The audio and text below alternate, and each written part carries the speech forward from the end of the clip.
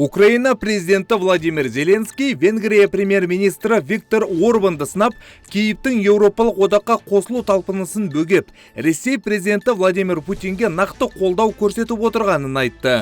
Бұл шиеленісті жағдай Украина мен Молдоваға, яғни екеуде бейресми түрде біріктірілген, қосылу туралы алғашқы келіссөздерге кірісуге мүмкіндік бермеді.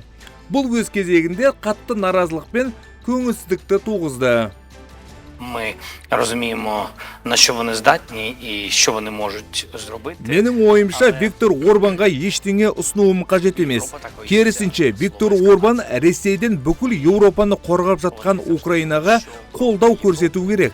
Тіпті осы соғыс кезінде біз Орбан мен Венгриядан біздің өмір сүру көзқарасымызға қатысты ешқандай қолдау алған жоқпыз.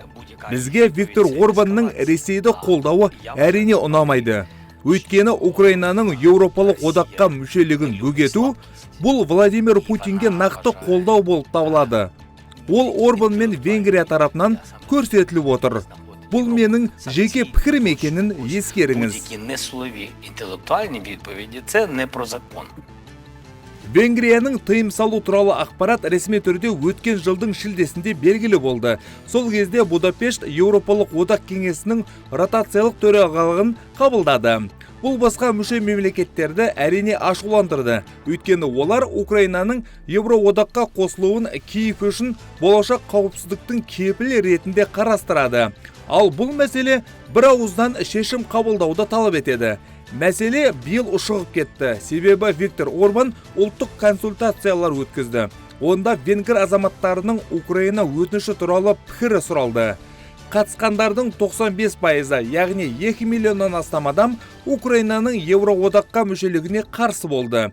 Және Орбан енді бұл теріс нәтижелерді өз тыйым салу құқығын негіздеу үшін мандат ретінде пайдаланды. Дауысты есептеу ережелерін өзгерту жоспары тыйым салу құқығын жұмсарту мақсатында өткен айда сәтсіз аяқталды. Орбан Венгрияның Украинаның алдында ешқандай міндеті жоқ деп ресми мәлімдеді. Tárgyalás nem rólunk fog szólni. Most persze itt Magyarországon mindenki izgatott, mert a jóisten se tudja. Украина Венгрияны ешкімнен және ештеңеден қорғап отырған жоқ. Біз бұл туралы ешқашан өтінген жоқпыз және өтінбейміз де. Венгрияның қауіпсіздігі ұлттық қорғаныс қабілетімен және НАТО мүшелігімен қамтамасыз етілген. Ал Украина сәттілікке орай НАТО мүшесі емес. Естеріңізге сала кетейін, Венгрия Украинаға шамамен 200 миллион евро көлемінде гуманитарлық көмек көрсетті. Және соғыс салдарынан қиратылған Украинаға газ бен электр энергиясын жеткізуді жалғастыруда. Сол себептен мен толық растаймын. Венгрия Украинаның Еуропалық одаққа қосылуын қолдамайды және оған қарсы. Өйткені бұл Еуропада соғысқа әкеліп соқтыру әбден мүмкін. Және венгрлердің ақшасын Украинаға жұмсауға мәжбүр етеді. Мен Украина Евроодақтың толық мүшесі болмастан стратегиялық серіктес ретінде болуын артық көріп отырмын. Szerintem ez nekünk sikerült. Ha van álhatatosság és van alázat, akkor a dolgok előbb-utóbb valahogy a legsötétebb órán is előbb-utóbb majd jóra fognak fordulni. Jóisten kiigazítja vagy megigazítja. Орбан мен Зеленский арасындағы қақтығыстың алдында Еуропалық одақ жаңа мүшелерді, оның ішінде Украинаны толық дауыс құқығын бермей қабылдауды қарастыруда деп хабарлайды Еуропалық бұқаралық ақпарат құралдары дипломатиялық дереккөздерге сілтеме жасай отырып. Австрия мен Швеция алға тартқан бастама бойынша жаңа мүшелер Евроодаққа қосыла алады, бірақ одақ шешімдеріне вето, яғни тыйым салу құқығы болмайды. Толық құқықтар олар тек Еуропалық одақ институттарын кең ауқымды реформадан өткізгеннен кейін беріледі. Бұл ұсыныс Орбанның қарсылығын айналып өту жолы ретінде қарастырылады. Сонымен қатар жаңа мүшелер үшін сынақ мерзімін енгізу мүмкіндігі туралы бейресми келіссөздер жүргізілуде. Тиснути, завдати шкоди. Біздің үстелдің айналасында территориясы мен халқының санына қарамастан тең құқықты елдер отыр. Маңыздысы олардың ұқсас құндылықтарды бөлісуі. Менің ойымша Еуропалық одақта жартылай мүшелік болмауы керек. Питання, що вони просто хочуть землю, бо у них великі території. Це більше про те, щоб політичні такі бенефіти. Өз кезегінде Орбан Украина президенті Зеленскийді моральдық қысым тактикасын қолданды деп айыптады. Оның мақсаты әңгіме бойынша әскери күштерді қолдауды және Будапешттің Киевтің Еуропалық одаққа мүшелігін қабылдауын қамтамасыз ету. Mert amikor mi a világot mondjuk, akkor mi a nyugati világot értjük alatta. Венгрияның Украина Еуропалық одаққа қосылуын қолдау бойынша моральдық міндеті жоқ. Ешбір ел ешқашан шантаж арқылы Еуроодаққа жол салмаған. Және бұл жолы да олай болмайды. Естеріңізге сала кетейін, Еуроодаққа қосылу туралы шешім қатысушы елдер тарапынан бірауыздан қабылдану керек. Венгр халқы бұл мәселе бойынша шешім қабылдап қойды. Референдумда Украинаның мүшелігіне қарсы басым дауыс берілді. Volt ilyen időszak, de ennek vége van. Виктор Орбанның пікірінше, егер Украина Еуропалық одаққа қосылса, Венгрия Ресеймен соғысқа қатысуға мәжбүр болады. Van, amikor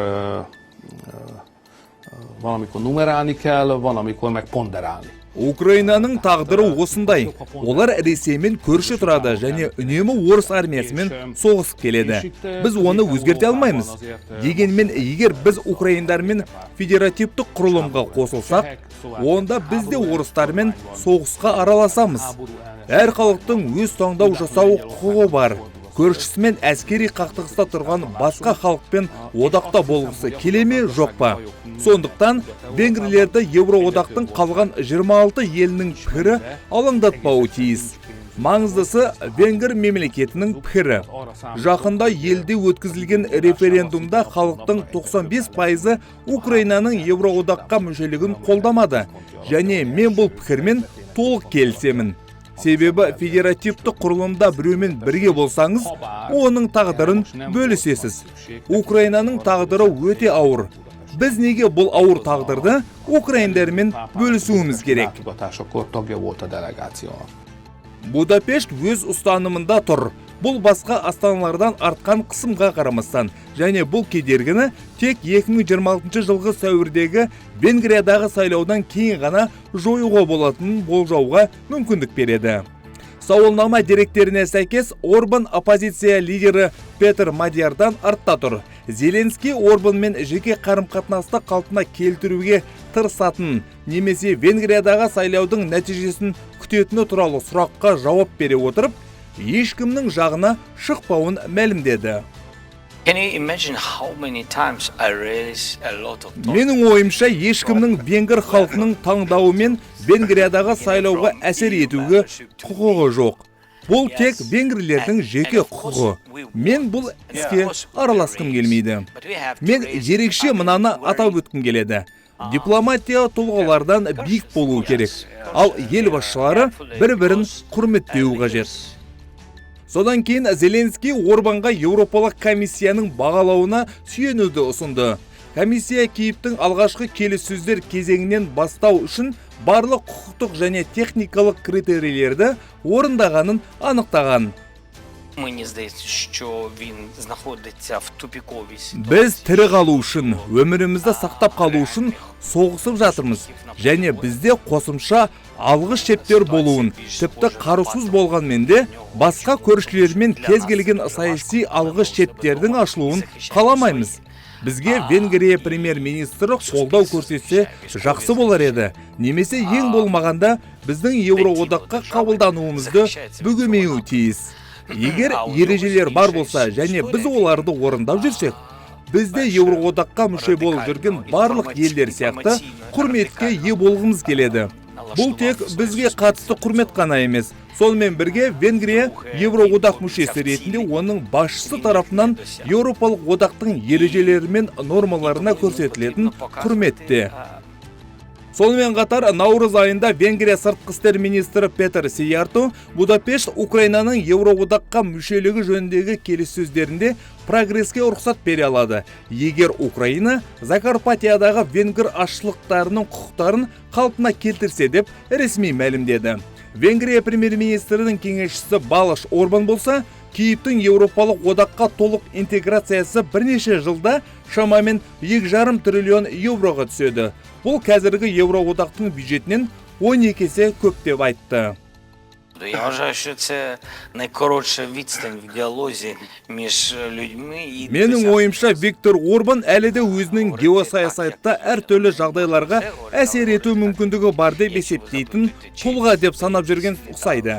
Өкінішке орай, Венгрия премьер-министрі қазір Украина Евроодаққа қосылу процесін жай ғана тежеп отыр. Бірақ бұл процесс тоқтаусыз болады. Украина Евроодаққа қосылады. Орбанмен де, Орбансыз да. Себебі бұл Украина халқына берілген таңдау. Мен Венгрияда Украинаны қолдайтын адамдар бар екенін сенімдімін. Өз кезегінде Ресей Украинаның НАТО-ға қосылуына қарсы, бірақ Евроодаққа қосылуына қарсылық білдірмейді.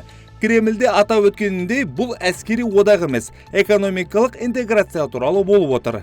Жаңа мүшелік форматын енгізу үшін Евроодақтың барлық 27 елі, оның ішінде Венгрияның да мақұлдауы қажет.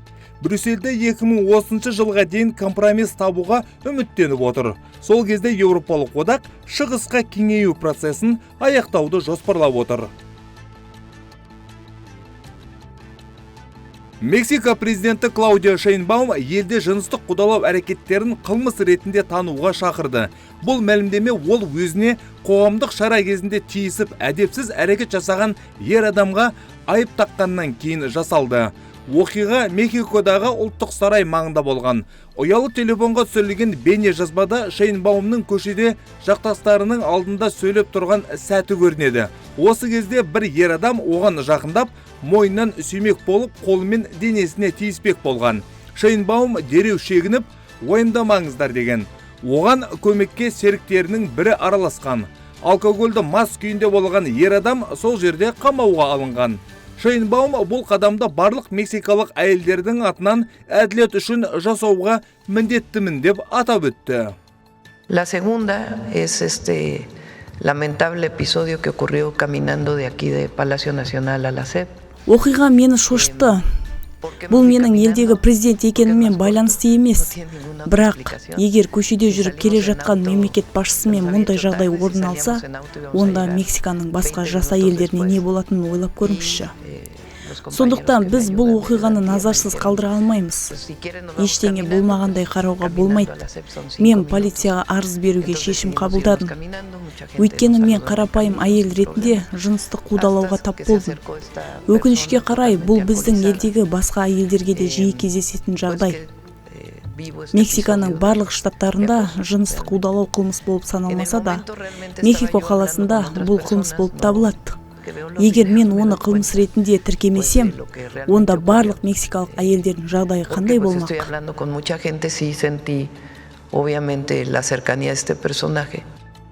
Мехико қаласының мэрі Клара Брогада кез келген әйелге, ал осы жағдайда Мексиканың ең ықпалды әйелдеріне жасалған жыныстық әрекет барлық әйелдерге жасалған шабуыл екенін атап өтті. Мексиканың алғашқы әйел президенті Клаудио Шейнбаум өз күнделікті баспасөз брифингінде мексикалық штаттарға әйелдерге осындай шабуылдар туралы хабарлауды жеңілдету үшін өз заңдары мен процедураларын мұқият қарастыруды сұрады.